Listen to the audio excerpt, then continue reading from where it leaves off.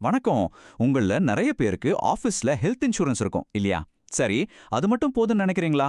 இப்போ மார்க்கெட்ல new India அஷ்யூரன்ஸோட யுவா Bharat policy பத்தி நிறைய பேச்சு இருக்கு.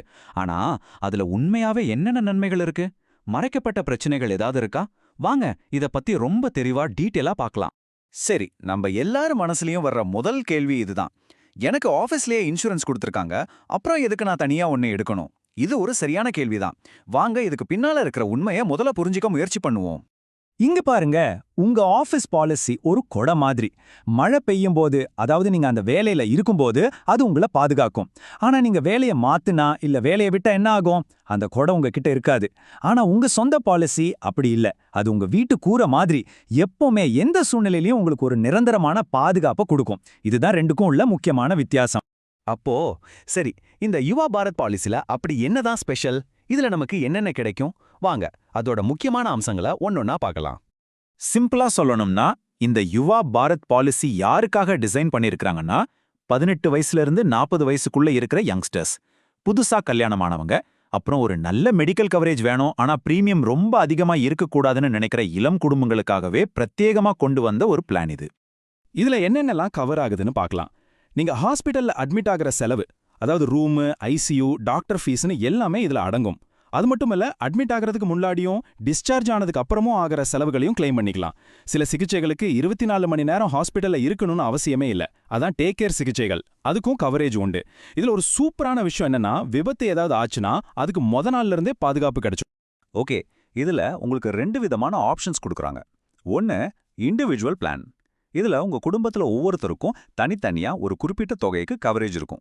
இன்னொன்னு ஃபேமிலி ஃப்ளோட்டர் பிளான். இதுல ஒரே ஒரு பெரிய தொகையை மொத்த குடும்பமும் ஷேர் பண்ணி யூஸ் பண்ணிக்கலாம். பொதுவா புதுசா கல்யாணம் ஆனவங்களுக்கு, சின்ன குடும்பங்களுக்கு இது ரொம்பவே பட்ஜெட் ஃப்ரெண்ட்லியா இருக்கும். இப்போ நான் சொல்ல போறது ரொம்ப ரொம்ப முக்கியமான ஒரு விஷயம். நல்லா கவனிங்க. ஒருவேளை உங்களுக்கு பாலிசி எடுக்கிறதுக்கு முன்னாடியே சுகர், பிபி மாதிரியான நோய்கள் இருந்தா அதுக்கும் இந்த பாலிசியில கவரேஜ் இருக்கு. ஆனா ஒரு வெயிட்டிங் பீரியடுக்கு அப்புறம் தான் அது கிடைக்கும். தெளிவா சொல்லணும்னா, இது ஒரு டே 1 கவரேஜ் கிடையாது. பாலிசி எடுத்த உடனே இந்த நோய்களுக்கு கவரேஜ் கிடைக்காது. இத கண்டிப்பா மனசுல வச்சுக்கணும். சரி, இது வரைக்கும் பாலிசியோட நல்ல பக்கத்தை மட்டும் பார்த்தோம். ஆனா எல்லாத்துக்கும் ஒரு மறுபக்கம் இருக்கும் இல்லையா? இப்போ நிறைய பேர் கவனிக்க தவறுற சில மறைக்கப்பட்ட விஷயங்களை பத்தி பார்க்கலாம். இதை நீங்க தெரிஞ்சுக்கிறது ரொம்ப அவசியம். பாலிசி டாக்குமெண்ட்ல சின்னதா ஒரு வரி இருக்கும், ரூம் ரெண்ட் லிமிட்னு. அதை பார்த்துட்டு நம்ம பலரும் பெருசா கண்டுக்க மாட்டோம். ஆனா இது நிஜமாவே ஒரு பெரிய பிரச்சனையா? நீங்க எப்போதாவது இத பத்தி யோசிச்சு பார்த்திருக்கீங்களா? பதில் ஒரு பெரிய ஆம். நிச்சயமா இது ஒரு பெரிய பிரச்சனை தான். சொல்லப்போனா நம்ம கிளைம்ல ஒரு பெரிய தொகையை குறைக்கிறதுக்கு இதுதான் ஒரு முக்கியமான மறைமுக காரணம். அதனால தான் இத ஒரு சைலண்ட் கில்லர்னு கூட சொல்லுவாங்க. ஏன் இதை அப்படி சொல்றோன்னு கேக்குறீங்களா? இப்போ உங்க பாலிசில ஒரு நாளைக்கு ரூம் வாடகை 5000 ரூபான்னு லிமிட் இருக்குன்னு வச்சுக்கலாம். நீங்க 7000 ரூபாய் வாடகை உள்ள ரூம்ல தங்கிட்டா அவங்க அந்த எக்ஸ்ட்ரா 2000 ரூபாயை மட்டும் குறைக்க மாட்டாங்க. அதுக்கு பதிலா உங்க மொத்த பில்லையும், அதாவது சர்ஜரி செலவு, டாக்டர் ஃபீஸ், மருந்து செலவுன்னு எல்லாத்துலயும் விகிதாச்சாரப்படி கிட்டத்தட்ட ஒரு 30லேருந்து 40% வரைக்கும் வெட்டிடுவாங்க. யோசிச்சு பாருங்க, இது எவ்வளவு பெரிய நஷ்டம்னு. பொதுவா பாத்தீங்கன்னா கிளைம் ரிஜெக்ட் ஆகிறதுக்கு இந்த 4 தவறுகள் தான் முக்கிய காரணமா இருக்கு. நம்பர் 1, பாலிசி எடுக்கும்போது உங்களுக்கு ஏற்கனவே இருக்கிற நோயை மறைக்கிறது. 2, வெயிட்டிங் பீரியட் முடியறதுக்கு முன்னாடியே கிளைம் பண்றது. 3, இப்போ நம்ம பேசின ரூம் ரெண்ட் லிமிட்டை தாண்டறது. 4வது, சரியான டாக்குமெண்ட்ஸ் இல்லாம கிளைம் பண்றது. இந்த 4 விஷயத்துல கவனமா இருந்தாலே போதும்.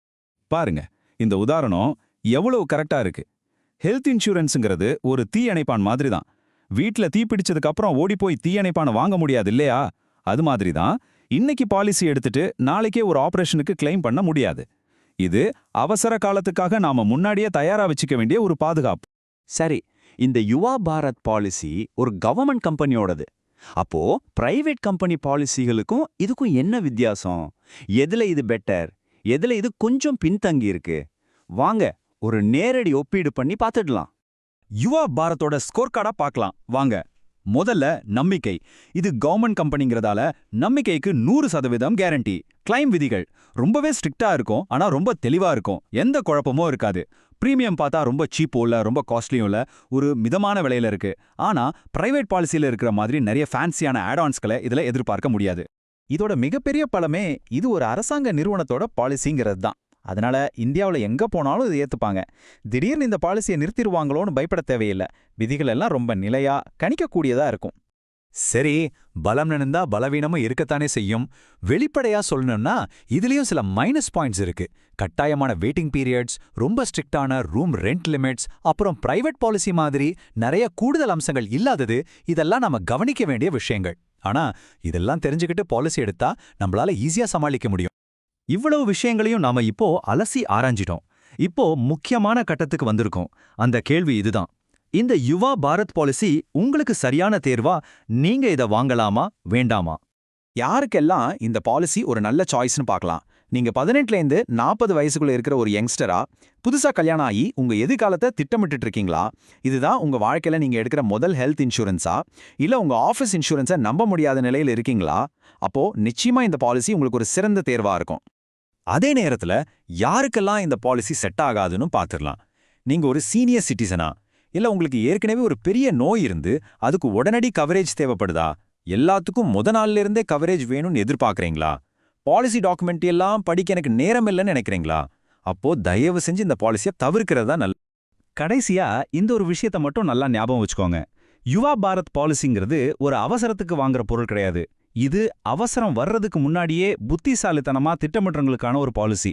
உங்க நிதி பாதுகாப்புக்கு ஒரு வலுவான அஸ்திவாரத்தை போடணும்னு நினைச்சா இது ஒரு நல்ல ஆரம்பம்.